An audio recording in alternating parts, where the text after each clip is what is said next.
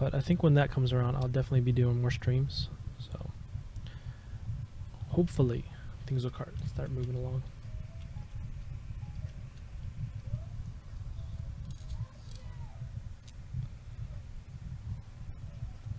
I'm trying to do this in a way that I won't scratch this keyboard. Oh no. Okay, that's oil. Let me take off my watch. That was scary. Yeah, this board does seem to like oils, skin oil. It seems to absorb it. There we go.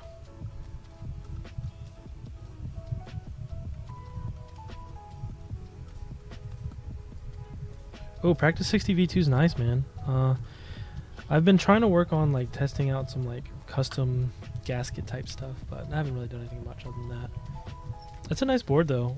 It sounds really good.